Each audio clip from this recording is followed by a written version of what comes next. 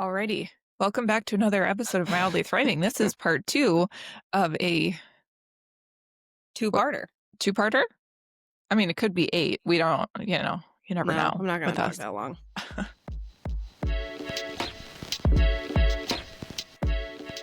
Anyways, we're talking about friends.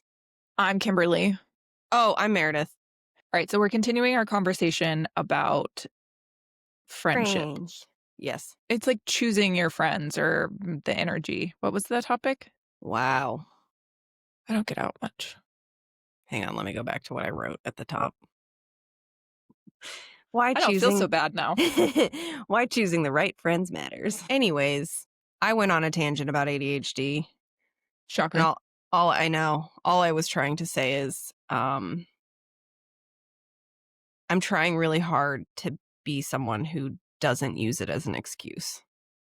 I think knowing though, like knowing that you might have the tendency to overcommit and trying to kind of like nip it in the bud of like, maybe I'll commit to less.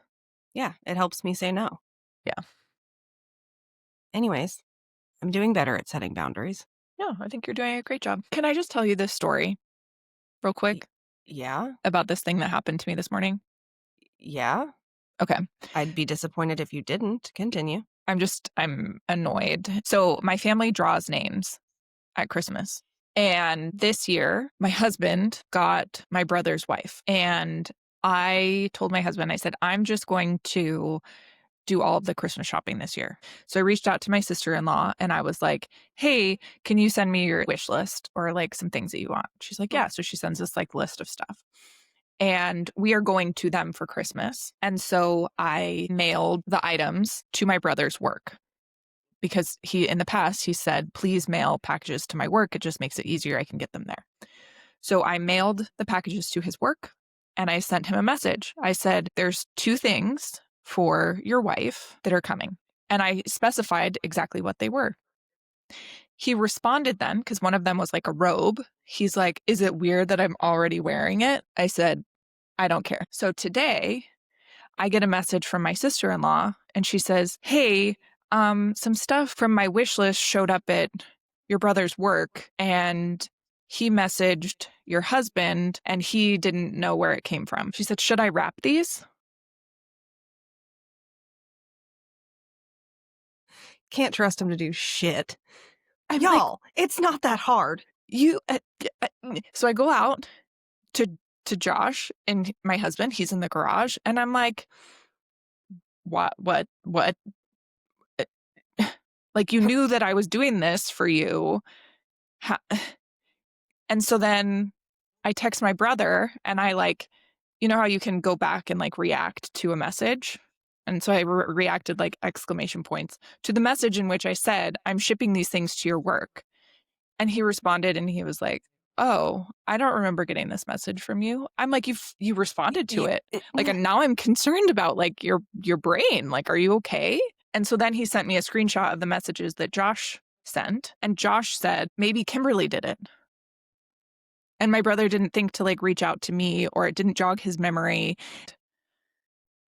He's like, yeah, it's best that maybe you leave me out of Christmas gifts next year. And I'm like,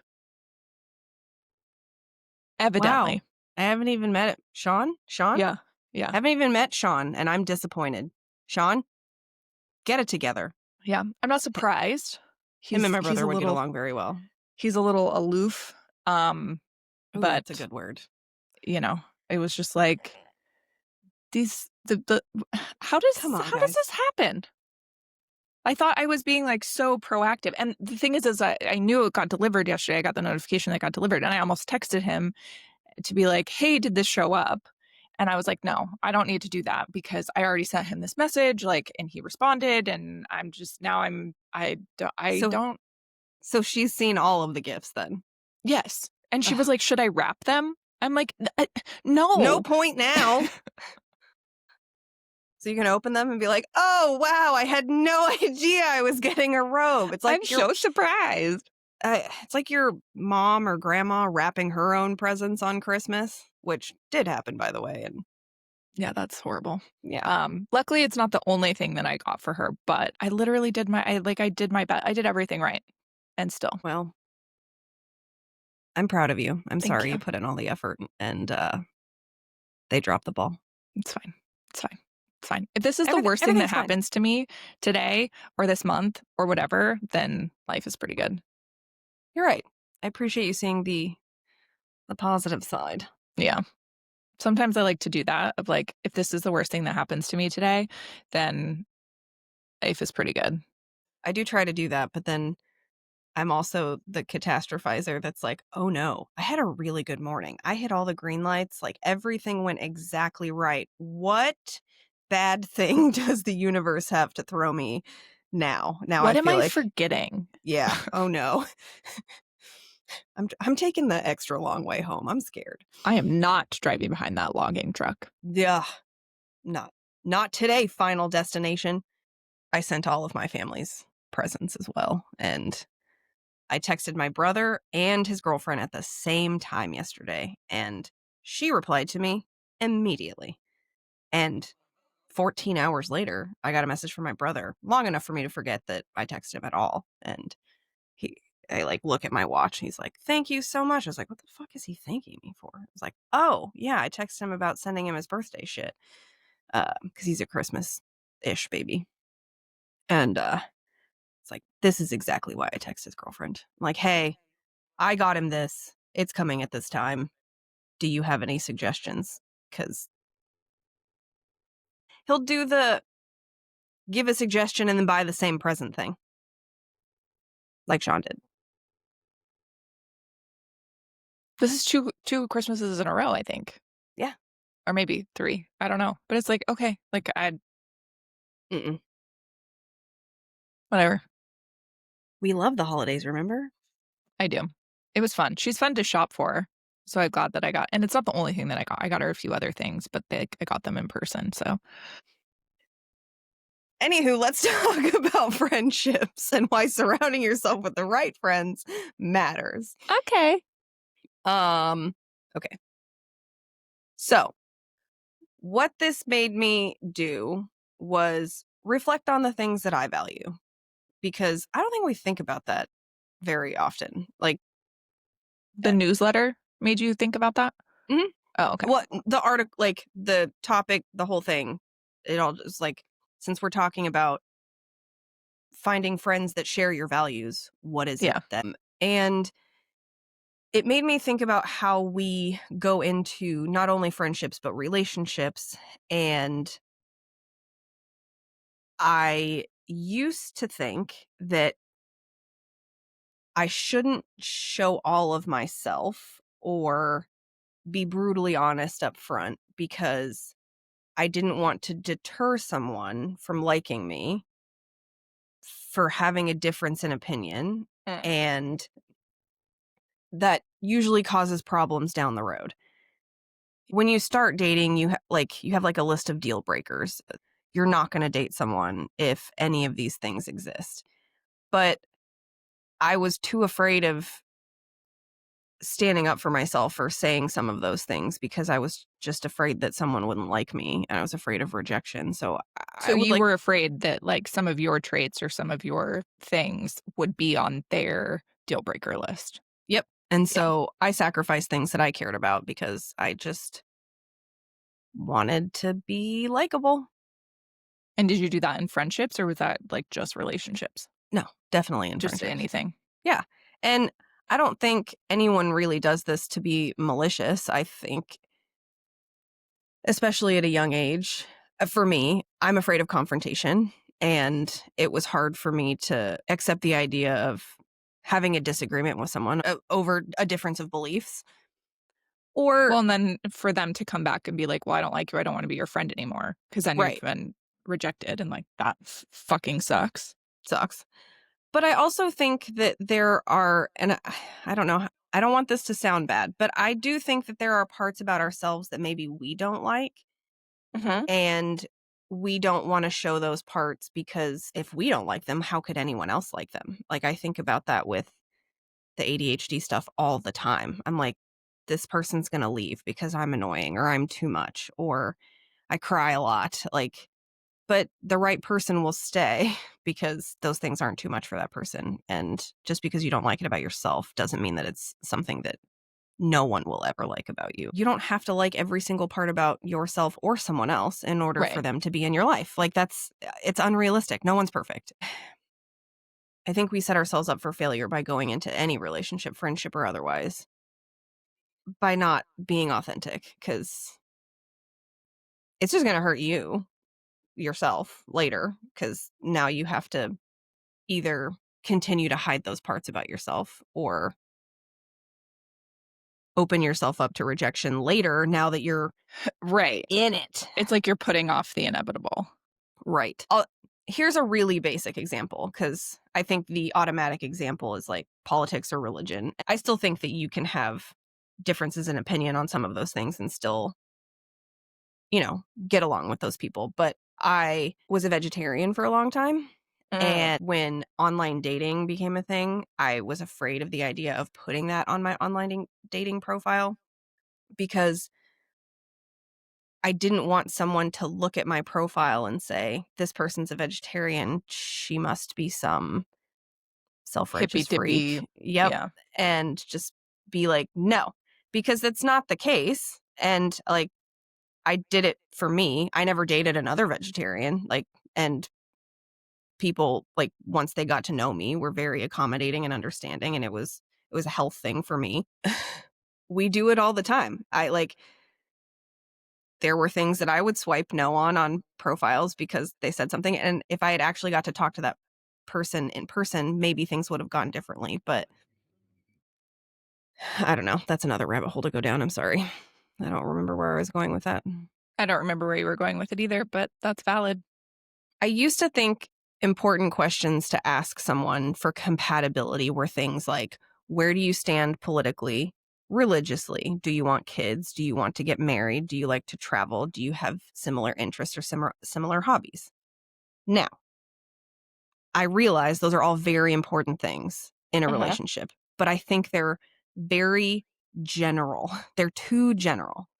And I think historically it was just like, if we match in all of these boxes, then everything is going to work out. We are compatible. But those are too broad of categories in order to say that you're compatible with someone, friendship or otherwise. And I think there are just so many nuances to a lot of those things. What I think we should be asking are things like, are you accountable? Are you honest? Do you have integrity?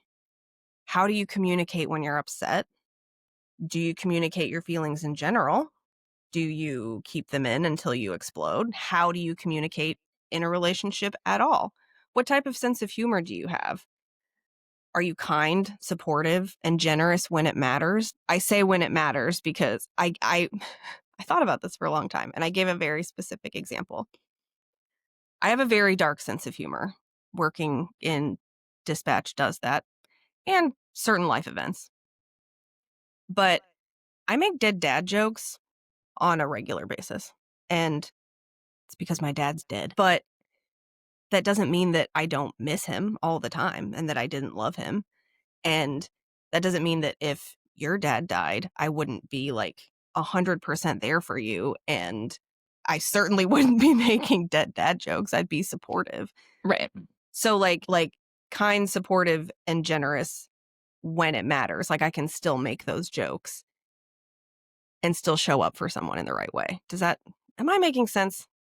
Well, okay, so maybe that's can you read the room? Yeah. Do you have social awareness? Is now the time to make a dead dad joke at someone Yeah. else's dad's wake?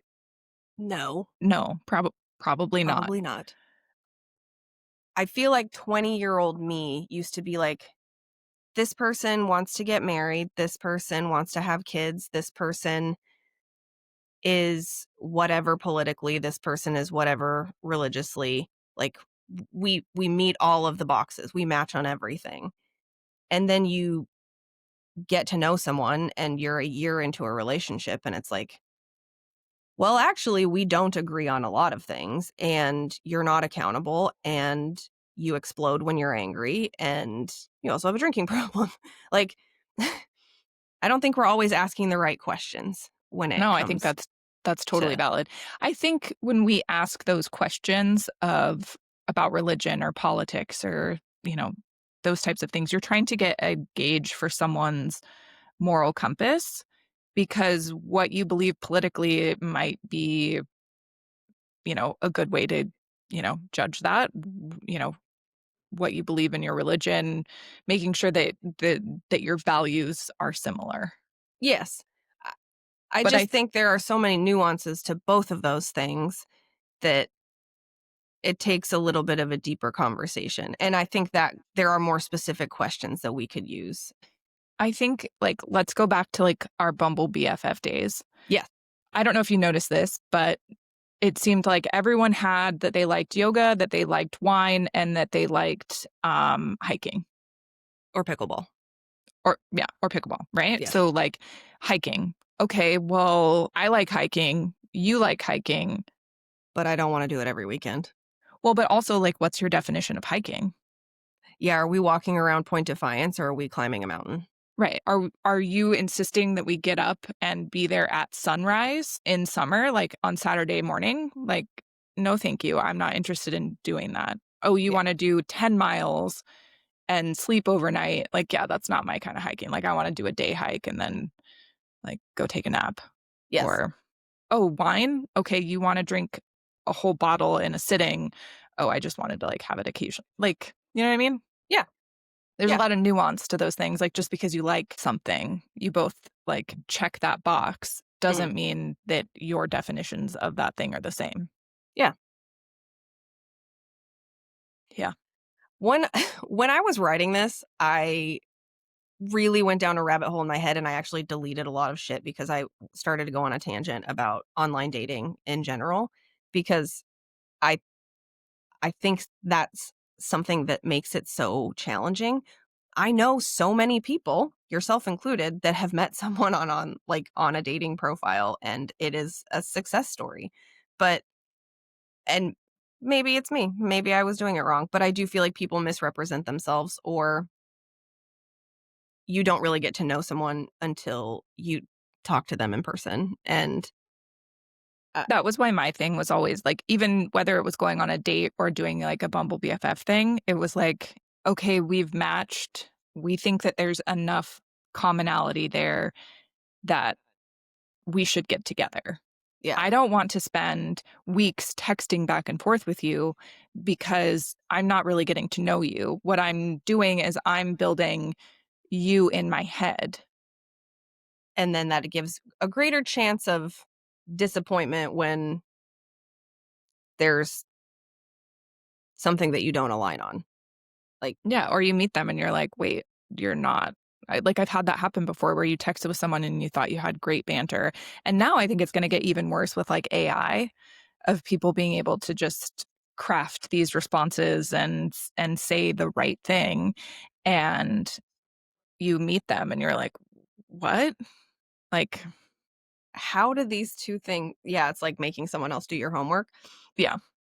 And then you Um, take the test and then you fail. So it's yeah, like, well, if I had just done the homework and studied, I could have at least gotten a C in the class. it is mind-boggling to me how, if you're gonna use AI, nobody even gives a shit enough to not just copy and paste and not even look it over. Like, I think the purpose is it's a tool. It's not supposed to do the work for you. I'm in charge of hiring, so I am about to go through a bunch of resumes, Mhm. and it's so easy to spot who used ChatGPT and who didn't. And you and I both know we've texted with people who use ChatGPT to respond, and it's like, what's the extra long dash that ChatGPT M uses? dash. What's that called? Yeah. Anytime I see that in something, I'm like, nobody uses that but ChatGPT. So it's not just the M dash that gives it away. Like, oftentimes the way that somebody texts, Oh, and then yes. then they're, like, responding to you via ChatGPT, especially when you're kind of arguing, and I do understand sometimes you want to make sure that what you're saying is concise and clear, or but, like, ChatGPT is a robot. It can't like understand your emotion. No, and it can't sound like you. I Right. If I put an email that I wrote next to an email that I put through ChatGPT, I know if I copy and paste exactly what ChatGPT said, anyone that I communicate with regularly is going to know that I copied it from ChatGPT because So I I think talk the very lesson bluntly. I think the lesson here is that we just have ChatGPT do everything for us and we just completely turn Yeah, off our personality. that's the direction we're headed.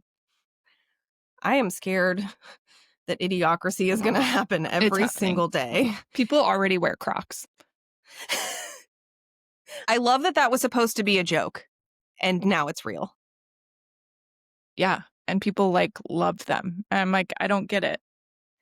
They're supposed to be like the most comfortable thing ever. I have a They're pair of not. I sandals. trip Yeah, every time I wear them. regular Crocs are ugly as sin. I will die on that hill. Come at me. I have one final point, then we can talk about whatever you want. But I think the things that we need to think about are, who do we feel safe around? Who makes you feel like you're enough? Who encourages you to grow, supports your goals, even when they don't align with their own?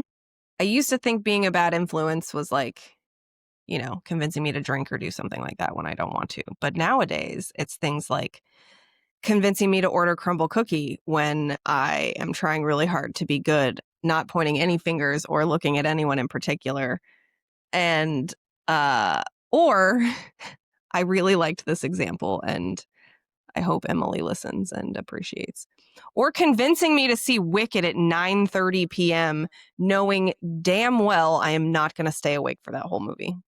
That's horrible. I'm really sorry that happened to you.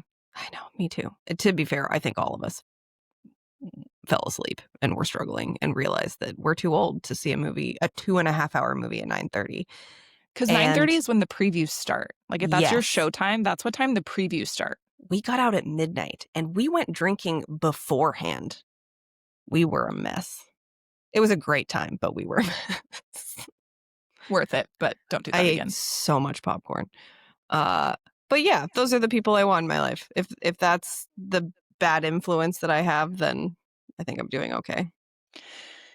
Do you have another point? I do, but continue. Uh, Hang on, let me write this down. Meredith is stupid and ugly. I hope she shits her pants. Period. Let me write down my fucking note, okay? Ah! Okay, remember my 5-person rule? Yes. I think it needs to be updated. So the 5 people you're the average of the 5 people that you hang out with? Yes. Okay. I think the 5 people you spend the most time with shapes who you become, and it's not just about similarities, but I think this includes things like people who challenge your thinking, inspire your growth, support your values and goals, and bring you joy and balance, and not just loyalty and history. I think that's valid. So my question is, Yeah. do you think that you can turn a friendship that is based on something that no longer serves you? Can you turn that around? Like, Depends on what you mean by turnaround. well, I don't know that you can turn it around, but if it's still valuable to you, you can find space for it in your life just in a different way. I guess the question is like, can a friendship evolve? If all And parties are willing. yeah. And I think that's the key there of like, okay, say you and I met we met at pickleball. Mhm. And then I decide that I no longer want to play pickleball anymore. Mhm. And I think the answer is like, it depends on if there's enough other commonalities that you can evolve, you can move away from that thing. Like a lot of times, like our friends at work, we met because we're having this shared experience and we're spending all of this time together. And then you kind of realize like, oh, this is a friendship that could evolve outside of this. And then so I guess some of them can. Yeah. Others are just for a time. And that's okay.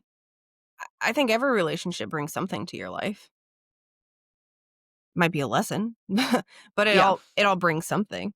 And uh, I do think it goes back to if all parties are willing, because I think every one of us has experienced one-sided friendships where you feel like you're putting in more effort than someone else is, and that's okay. Maybe that person's just not for you. Or if you let someone know a boundary or something that's important to you and they're not willing to meet you halfway, that's okay. It might suck, but you both have to be willing to compromise Yeah. I think it's like if you have enough commonalities and to more than just that. overcome the adversity. Well, yeah, it's like more than just that one thing. Yeah. Cause like if you met someone at work and then you leave that job, you may never speak to them again where you used to speak to them every day. But you just Yes. didn't have enough for that friendship to evolve. The job was the thing that held you together. Yes. Yeah. Or that common thing that you did, like, oh, we played pickleball Pickleball. or, we lived next to each other. So it was, we were neighbors and then one of you moves and oh, it turns out that the thing that we had in common was this proximity. It Yeah. wasn't that we actually had this deep friendship. I think we need to be more accepting of the fact that sometimes people just come and go from our lives. I I saw think this thing I saw this thing on Instagram the other day, and it was this girl talking about, like, the 5-year rule, or I don't even know if it was a 5-year rule or whatever, but she was like, "5 years from now, most of the people in your life might be gone." If you, like, go back and look at, like, a group photo or who you were hanging out with, and you're like, "Oh, wow, 5 years ago, I was hanging out with this person, this person, this person, this person, and now I don't hang out with any of them, or I hang out with one of them or whatever." So, I thought that was kind of an interesting take on that. uh, if you think about it like a relationship, because they are, there is this misconception that relationships are easy and with the right person, it's just everything clicks. And that's not how it works. Like relationships are hard work. And it's about finding someone who is willing to also put in the hard work because they care about you that much. Mhm. That's how friendships stay in your life as well. Like people still have to be willing to put in the hard work. And that might be why you're not friends with someone after 5 years. It's the same as putting effort into a relationship. Yeah, and being open to evolving, because there's a lot Yes. of people who aren't. Because think about yourself 5 years from now. We're gonna be different people. Maybe not in a drastic way, but we're all growing and evolving, and it's the people that are willing to grow and evolve with you. Yep. And even if they aren't necessarily willing to grow and evolve with you, kind of parallel to each other. Yeah, Yeah. and that's okay. And I mean, shit, I have long distance friends from all over the place that I talk to a handful of times a year that I'm still friends with, Mhm. and I could see them tomorrow, and it would be like no time had passed, which I I think is love those awesome. friendships. I do too, but proximity makes a big difference. Proximity does, yeah. Yeah, that's all I had. Is that it? Okay. Yeah. No, it was really interesting. It's interesting to kind of think about how I think we're kind of hard on ourselves for sometimes friendships ending or not evolving, and we get hurt, and or a friendship ends up in like a big breakup. And sometimes those hurt just as much. Like it feels like a breakup. I think about this quote often, and mostly because of my dad. But just because you don't talk to certain people now, or maybe things ended poorly, friendship or relationship, and you might not even like that person now, but it doesn't take away the good times that you had with that person. And that kind of stuff ending is difficult, or grief in general is difficult. But I think about this quote: how lucky am I to have loved someone so much or had something so important to me that it hurts this bad when they're gone. Yeah. And it's like, you know, just be thankful that, You got to love. You yeah, got to like, be thankful you got to love someone and be thankful for whatever that point in your life brought you or taught you and go on and find some more love. I love that. Oh, thanks. Oh, I think it applies more in my brain to losing a loved one, but it is very applicable to losing anyone. Yeah, yep. just be thankful that you got to feel those feels. Yeah. I love Yeah. that. Anyways, we'll stop talking about sad things and move I on. know. Yeah. Way to bring it down, Meredith. Man, I really enjoyed writing this outline, but I cannot stick to a topic to save my life. I went on so many tangents. I deleted so many things. It's a miracle this came together. So, yeah, if you read my outline, you'd be like, wow, I don't know if you stuck to any of this. uh, Do we have a question that we want to ask our listeners? it's something that boat guy asked me when we first met, and I thought it was a very appropriate way to get to know someone that you're going to be spending all your time with. Asking what is your most What important is the value? what is the most important value to you in a relationship? And Is that for you? Is that the same? Like, is a value in a relationship and a value in a friendship the same thing? yeah, I think so. Yeah, I think so It too. it might not be like maybe in a different way, but I said I said communication. Mhm. Um, I think accountability is up there as well. It's like a pretty fucking close tie. But I said communication because I over communicate and I don't like guessing how someone is feeling. And if I'm having an issue, I would like to talk about it and work it out and not just sweep it under the rug and wait until 10 years from now when I resent the shit out of you for something. So I I think talking about things is important and being a good communicator is important. Otherwise, you can't work through anything. But it's hard to say that, accountability is also not pretty fucking important. Like being there for someone when you say you're going to be. I also think that's important. And, Yeah. fucking integrity, admitting when you're wrong, all Yeah. very big things to me. I get it. I Yeah. agree. So yeah, tell me what's the most important to you. I mean, I feel like all of those things, like communication and integrity, accountability. This was basically the roller coaster that I went on when answering said question. Yeah, you're like, well, I can't pick one. I pick 10 of these. 17. Yeah. So I don't know. I just think we're doing our best Yeah, and, you know, mildly thriving is thriving enough, thriving dude. enough. Yeah. Are we ending it there? I don't know. Do you Oh, think we have okay. anything else to add? Mm, I could talk forever. Or either tell us your most important value, trait, whatever. What are we calling it? Or tell us about a friendship fallout that affected you and why. Did it work out? Did it end? Did How somebody did get murdered? somebody shit their pants? Always comes back to pants shitting. All right, folks. So I think that's it That, for this two-parter. that's all I've got to tangent about today. Yeah. So thank you for listening to another episode of Mildly Thriving.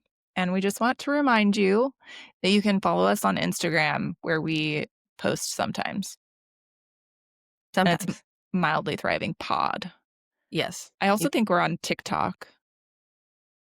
You created that, so I I don't know I know. can't I remember still what our don't have username is. TikTok. Oh, sorry. I'll get it to you one No, day. that's not what I meant by that. Oh, I'm trying to limit the amount of doom scrolling that I do, so I just don't have the app on my phone. Valid. I don't have it on my phone either. I have it on my iPad. So I'm just like out there with my iPad. I don't have an iPad. Yeah. Well, We can't be friends anymore. Oh, okay. I guess our values no longer align. It all came down to an iPad. All right. Okay. So is mildly thriving enough? Thriving enough? Yeah. Okay. All right. Bye. So bye, guys.